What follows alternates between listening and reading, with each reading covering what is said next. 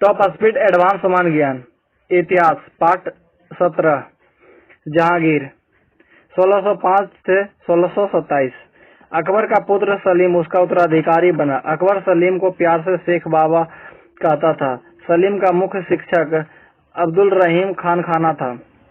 सलीम ने 24 अक्टूबर 1605 ईस्वी को नरूद्दीन मुहम्मद जहांगीरी बादशाही गाजी की उपाधि धारण कर अपना राज्याभिषेक करवाया। तब से सलीम की प्रसिद्धि जहांगीर नाम से हुई।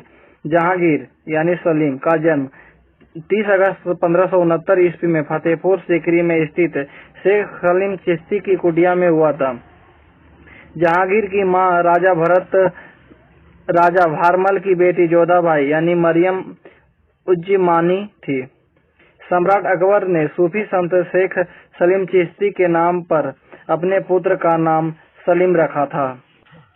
जहांगीर के गद्दी पर बैठने के कुछ ही समय बाद उसके सबसे बड़े बेटे खुसरो ने 1606 ईस्वी में अपने पिता के खिलाफ विद्रोह कर दिया। जहांगीर ने अपने बेटे खुसरो के विद्रोह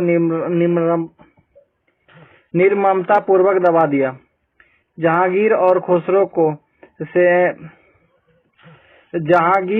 खुसरो की सेना के बीच 1606 ईस्वी में जालंधर के निकट स्थित भैरावल नामक मैदान में भीषण युद्ध हुआ था। जहांगीर ने खुसरो को हराकर उसे बंदी बना कैद में डाल दिया। खुसरो की सहायता करने के जुर्म में सिखों के 5वें गुरु अर्जुन देव को जहांगीर ने फांसी दे दी। खुसरो अर्जुन देव से गोइंदवाल में मिला था। जहांगीर को न्याय का जंजीर के लिए इतिहास में स्मरण किया जाता है। सम्राट से न्याय की फरियाद यानी मांग करने हेतु इस जंजीर का प्रयोग किया जाता था। जहांगीर की न्याय की जंजीर सोने की बनी हुई थी। यह जंजीर आगरे के किले के शाहबुर्ज और यमुना तट पर स्थित पत्थर के खंभे में लगाई गई थी। जहांगीर का 5 पुत्र हुआ खुसरो, परवेज, खुर्रम, शाहयार और जहांदार। अहमदनगर के वजीर मलिक अंबर के विरुद्ध खुर्रम की सहायता से खुश होकर जहांगीर ने उसे शाहजहां की उपाधि प्रदान की थी। जहांगीर ने अपने विश्वास पात्रों में से वीर सिंह बुंदेला को 3 हजारी घुड़सवारों का सेनापति बनाया था। नूरजहां के पिता गयास बेग को जहांगीर ने शाही दीवान बना दिया था। गयास बेग को जहांगीर ने एतमादुद्दौला की उपाधि प्रदान की थी। संस्कृत के ख्यात कवि जगन्नाथ को इसने पंडित राज्य की उपाधि दी। अपने एक अन्य विश्वास पात्र जमान बेग को जहांगीर ने महाबत खां की उपाधि दी थी। इस प्रकार जहांगीर अपने विश्वास पात्रों का रहनुमा और रखवाला था। वह कद्रदान था। जहांगीर ने अपनी आत्मकथा तुझके ए जहांगीरी लिखी थी, जिसे मोतबिंद खां ने पूरा किया। 1622 ईस्वी में कंधार पर पर्सिया के शाह अब्बास ने अधिकार कर लिया और कंधार मुगलों के हाथ से निकल गया। नूरजहां का वास्तविक नाम मेहरुन्निसा था। वह ईरान निवासी मिर्जा गयास बेग की पुत्री थी। नूरजहां का विवाह 1594 ईस्वी में अली कुली बेग से हुआ। अली कुली बेग एक शेर को मार डाला था। उसकी इस बहादुरी भरे कारनामे पर गदगद होकर जहांगीर ने उसे शेर-ए-अफगान की उपाधि से नवाजा था। 1607 ईस्वी में शेर-ए-अफगान अली कुली बेग की मृत्यु के पश्चात मेहरुन्निसा अकबर की विधवा सलीम बेगम की सेवा में नियुक्त हो गई। जहांगीर ने सर्वप्रथम मेहरुन्निसा को नवरोज त्योहार के अवसर पर देखा और उसकी सुंदरता पर लट्टू हो गया और मई 1611 ईस्वी में उससे निकाह कर लिया। मेहरुन्निसा से निकाह के बाद जहांगीर उसे नूरमहल और नूरजहां की उपाधियां प्रदान की। तब से मेहरुन्निसा की ख्याति नूरजहां के नाम से हो गई। नूरजहां का अर्थ संसार का प्रकाश होता है। जहांगीर ने नूरजहां के सम्मान में चांदी के सिक्के भी जारी किया था। मेहरुन्निसा नूरजहां की पहली शादी जिस फारसी युवक अली कुली बेग इस्तांबुल से हुई, उसे कुतुबुद्दीन के अंगरक्षकों ने मार डाला। नूरजहां से निकाह के बाद जहांगीर पर ही नहीं वरन पूरे राज्य पर नूरजहां का शासन चलने लगा। शासन की वास्तविक बागडोर नूरजहां के हाथ में आ गई थी। उसके नाम से सिक्के चलने लगे और शाही फरमान भी नूरजहां के हस्ताक्षर से जारी होने लगे। नूरजहां का मूल निवास तेहरान था। शेर अफगान एवं मेहरुन्निसा की बेटी का नाम लाडली बेगम था, जिसकी शादी जहांगीर के एक पुत्र शहरयार के साथ हुई थी। असमत बेग नूरजहां की मां थी। असमत बेग ने ही गुलाब के फूल से इत्र निकालने की विधि की इजाद खोज किया था। 1620 ईस्वी में 1620 ईस्वी के अंत तक नूरजहां का संबंध जहांगीर के बेटे खुर्रम यानी शाहजहां से अच्छे नहीं रहे। अतः वह जहांगीर के दूसरे बेटे शहरयार को महत्व देने लगी और उससे अपनी बेटी लाडली बेगम की शादी 1620 ईस्वी में करा दी। 1623 ईस्वी में शाहजहां यानी खुर्रम ने दक्कन क्षेत्र में नूरजहां के खिलाफ विद्रोह का बिगुल बजा दिया। नूरजहां ने दक्कन के विद्रोह को दबाने के लिए महाबत खां और शहजादा परवेज को भेजा, जिन्होंने शाहजहां के विद्रोह को सफलतापूर्वक दबा दिया। शाहजहां ने अपने पिता जहांगीर से माफी मांग ली और आत्मसमर्पण कर दिया, पर जमानत के रूप में शाहजहां के दो पुत्र दारा शिकोह और औरंगजेब को बंधक बनाकर राज दरबार में रखा गया।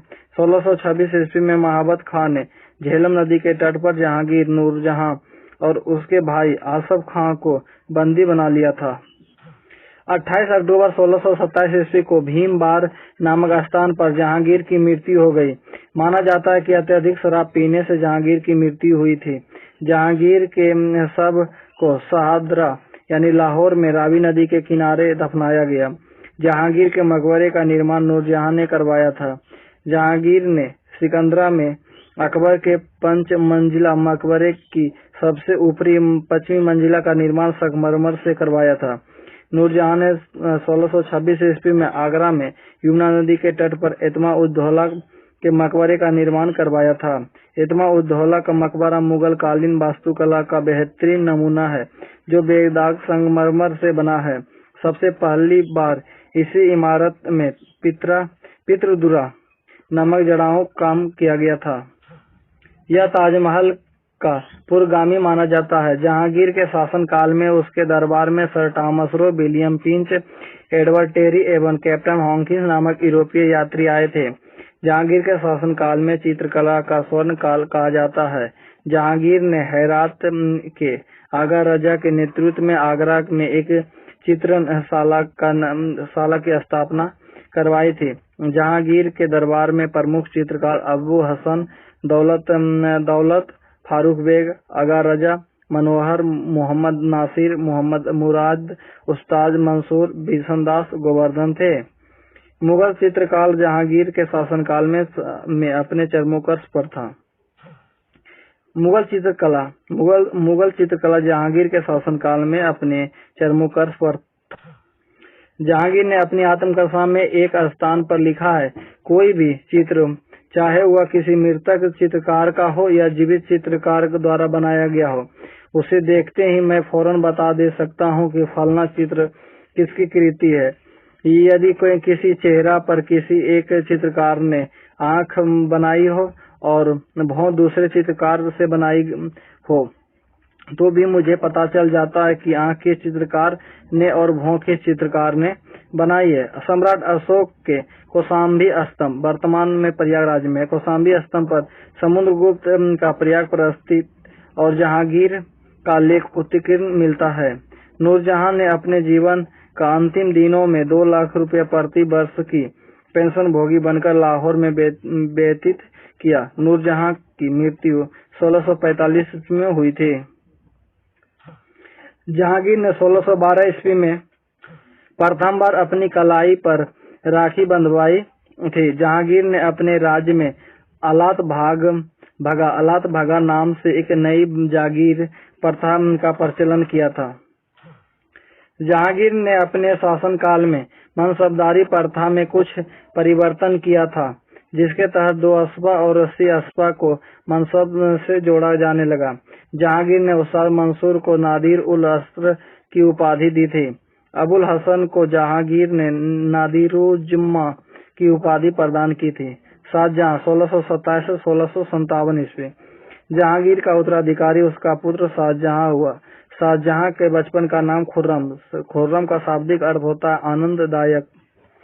शाहजहां का राज्यारोहण 4 फरवरी 1628 ईस्वी को आगरा में हुआ था।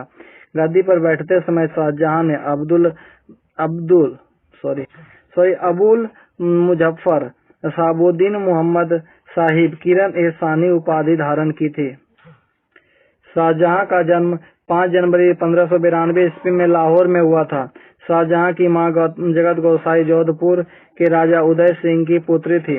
1612 ईस्वी में खुर्रम यानी शाहजहां का विवाह आसफ खां की पुत्री अर्जुमंद बानो बेगम से हुआ। इसे शाहजहां ने मलिका ए जमानी यानी मुमताज महल की उपाधि प्रदान की थी। 7 जून 1631 ईस्वी में मुमताज महल यानी अर्जुमंद बानो बेगम की मृत्यु प्रसव पीड़ा से हो गई थी। शाहजहां अपनी पत्नी मुमताज महल से बेइंतहा मोहब्बत करता था। अपनी बेगम की मृत्यु के बाद शाहजहां ने उसके शव को आगरा में दफनाकर उसकी याद में ताजमहल नामक विख्यात मकबरा उसी के कब्र पर बनवाया था।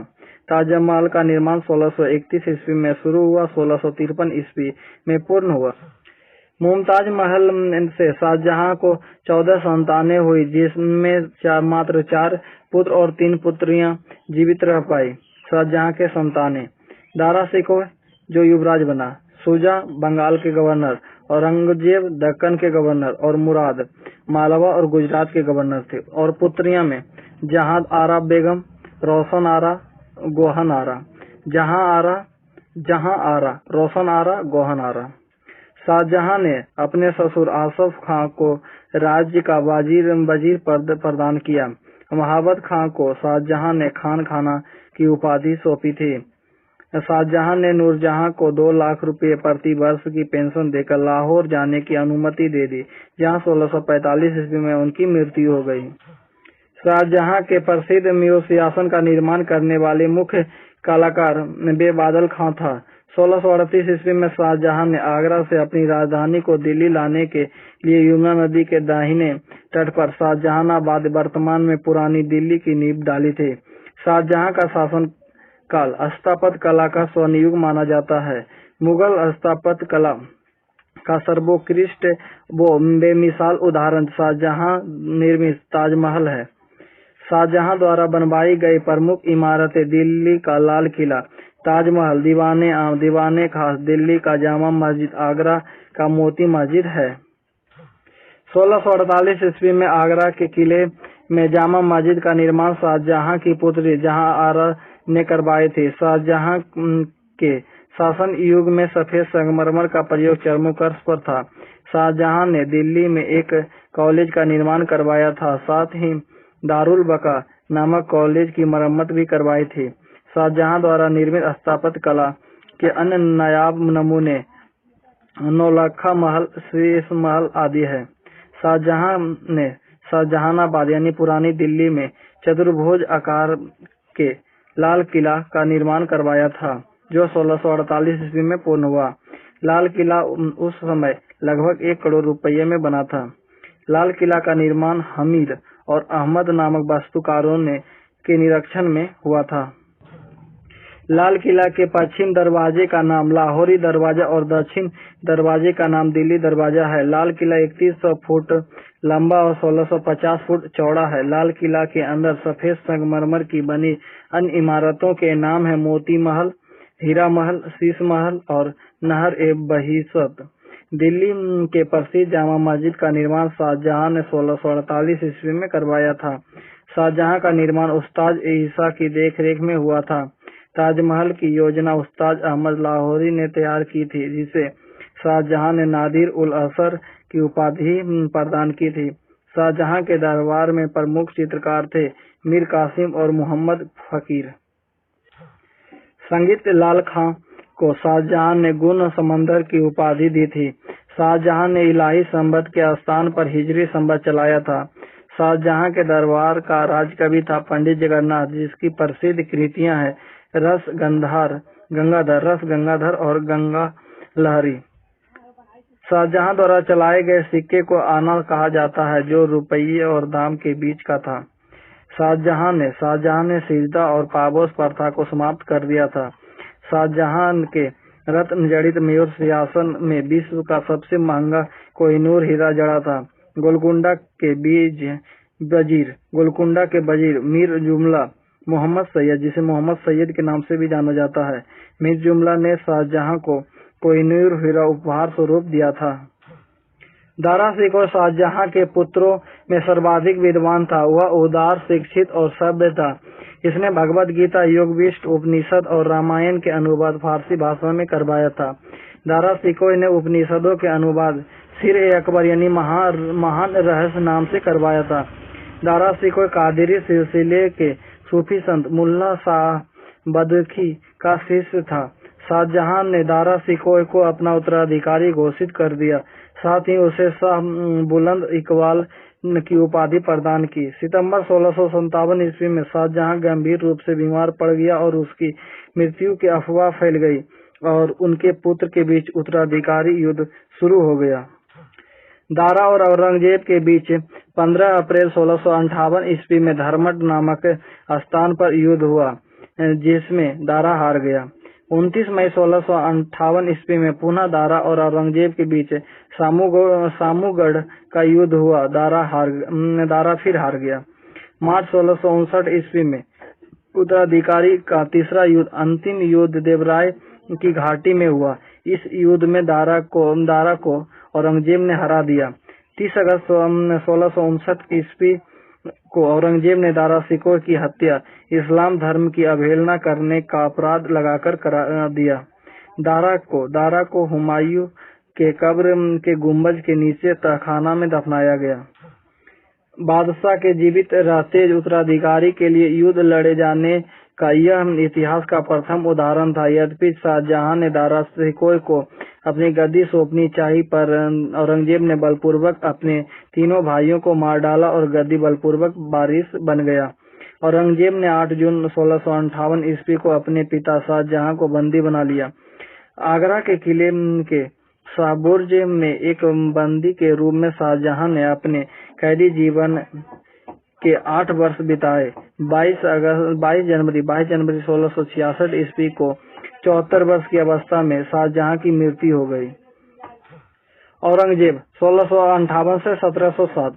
औरंगजेब ने उत्तराधिकारी युद्ध 1657 से 59 में सफलता पाने के दौरान प्रथम बार आगरा में अपना राज्याभिषेक 31 जुलाई 1658 ईस्वी को अबुल मुजफ्फर मुईदीन मुजफ्फर औरंगजेब बहादुर आलमगीर की उपाधि के साथ करवाया था। औरंगजेब ने प्रथम बार अपना राज्याभिषेक जल्दीबाजी में करवाया था, जब उसने आगरा पर कब्जा कर लिया। देवराय के युद्ध की जीत हासिल करने के बाद 15 मई 1659 ईस्वी को औरंगजेब ने दिल्ली में प्रवेश किया और इस बार सुकून के साथ 5 जून 1659 ईस्वी को दूसरी बार राज्याभिषेक करवाया, शाहजहां के शानदार महल में। औरंगजेब का जन्म 24 अक्टूबर 1618 ईस्वी को दोहाद यानी गुजरात के दोहाद नामक स्थान पर हुआ था। उसका असली नाम मुईदीन मोहम्मद औरंगजेब था। औरंगजेब ने अपने बचपन का अधिकांश समय नूरजहां के पास बिताया था। औरंगजेब का विवाह फारस की राजकुमारी दिलरास बानो बेगम के साथ 18 मई 1637 ईस्वी में हुआ था। औरंगजेब के 4 पुत्र थे, मोहम्मद मुअज्जम, दूसरा शाह आलम, तीसरा कामबख्श, चौथा अकबर द्वितीय। औरंगजेब कट्टर सुन्नी मुसलमान था और अपनी धर्मांधता के लिए कुख्यात था। मीर मोहम्मद हकीम औरंगजेब के गुरु थे। औरंगजेब को जिंदा पीर के नाम से जाना जाता था। औरंगजेब ने 1679 ईस्वी में फिर से हिंदुओं पर जजिया कर और तीर्थ यात्रा कर लगा दिया था। शिवाजी और जय सिंह के बीच 22 जून 1665 ईस्वी को पुरंदर की संधि हुई। संधि के शर्तों के अनुसार शिवाजी ने 4 लाख खून प्रतिवर्ष आमदनी वाले 23 किले मुगलों के हवाले कर दिया और अपने पुत्र संभाजी को मुगलों की सेवा में सौंप दिया था। जय सिंह के कहने पर शिवाजी स्वयं मई 1666 ईस्वी में आगरे के किले के दीवाने आम में औरंगजेब के समक्ष उपस्थित हुए। औरंगजेब ने शिवाजी को बंदी बना लिया। जयपुर भवन में शिवाजी को कैद में डाल दिया, जहां से वे फरार हो गए। 1675 ईस्वी में औरंगजेब ने दिल्ली में सिखों के 90 गुरु तेग बहादुर की इस्लाम नहीं स्वीकार करने के कारण हत्या करवा दी। औरंगजेब ने इस्लाम के महत्व को सर्वोपरि बताते हुए कुरान को अपने शासन का आधार बनाया था। औरंगजेब ने 1659 ईस्वी में दिल्ली के मोती मस्जिद के अधूरे कार्य को पूरा करवाया था। औरंगजेब के काल में विद्रोह, मथुरा में विद्रोह हुआ, जाट विद्रोह, पंजाब में विद्रोह हुआ था, सतनामी विद्रोह, और बुंदेलखंड में विद्रोह हुआ, बुंदेल विद्रोह। 1665 ईस्वी में औरंगजेब ने हिंदू मंदिरों को तोड़ने का आदेश दिया था। औरंगजेब के शासनकाल में तोड़े गए मंदिरों में प्रमुख थे सोमनाथ का मंदिर, बनारस का विश्वनाथ मंदिर और मथुरा का मंदिर। वीर सिंह देव द्वारा जहांगीर के शासनकाल में मथुरा में निर्मित केशव राय मंदिर को अभी औरंगजेब ने बेदर्दी से तुड़वा दिया था। 1679 ईस्वी में औरंगाबाद में यानी महाराष्ट्र में औरंगजेब ने बीबी का मकबरा का निर्माण करवाया था। पत्नी की याद में इसे द्वितीय ताजमहल कहा जाता है। 1686 ईस्वी में औरंगजेब ने बीजापुर को मुगल साम्राज्य में मिला लिया था। गोलकुंडा को औरंगजेब ने 1697 ईस्वी में मुगल साम्राज्य में मिला लिया था। औरंगजेब ने सिखों पर कलमा खुदवाना इस कारण बंद करवा दिया था कि गैर मुसलमानों के छू जाने से यह पवित्र हो जाएगा। औरंगजेब ने भांग की खेती करना, गाना बजाना, झरोखा दर्शन, नवरोज का त्योहार मनाना आदि बंद करवा दिया था। अकबर के समय में शुरू की गई तुलादान प्रथा को भी औरंगजेब ने बंद करवा दिया था। इस प्रथा के अंतर्गत बादशाह को उसके जन्मदिन के मौके पर सोने, चांदी तथा अन्य कीमती जेवरात से तौला जाता था। औरंगजेब बीना बजाने में दक्ष था। औरंगजेब के शासनकाल में ही भारतीय शास्त्रीय संगीत पर फारसी में सबसे अधिक पुस्तकें लिखी गई। औरंगजेब ने अपने दरबार में संगीत पर पाबंदी लगा दी थी। उसने दरबारी संगीतज्ञों को अवकाश दे दिया था। औरंगजेब के समय में भी सूबों की संख्या 20 थी। औरंगजेब के शासनकाल में मुगल सेना में सर्वाधिक हिंदू सेनापति एवं मनसबदार थे। औरंगजेब के पुत्र अकबर द्वितीय ने दुर्गादास के बहकावे में आकर अपने पिता के खिलाफ विद्रोह कर दिया था। औरंगजेब के शासनकाल में गोकुल और राजा राम ने जाट विद्रोह का नेतृत्व किया था। 1670 ईस्वी में तिलपत की लड़ाई में जाट हार गए और गोकुल मारा गया। 1685 ईस्वी में राजा राम के नेतृत्व में जाटों ने पुनः विद्रोह कर दिया और उन्होंने सिकंदरा में स्थित अकबर के मकबरे को भी लूटा। भरतपुर राजवंश की नींव जाट नेता राजा राम के भतीजे चूड़ामन ने औरंगजेब के ही शासनकाल में डाली थी और औरंगजेब के काल में हिंदू मनसबदारों की संख्या 337 थी। अन्य मुगल शासकों की तुलना में यह संख्या सर्वाधिक थी। भारत को औरंगजेब दारुल हर्ब यानी काफिरों का देश मानता था। उसका महत्वपूर्ण लक्ष्य भारत को दारुल इस्लाम यानी इस्लाम का देश बनाना था। औरंगजेब की मृत्यु 20 फरवरी 1707 को हुई। औरंगजेब का शव को खुलदाहाबाद यानी औरंगाबाद महाराष्ट्र के औरंगाबाद में दफनाया गया। औरंगजेब ने अपनी प्रजा के चरित्र की निगरानी हेतु मुहसिबों की नियुक्ति की थी।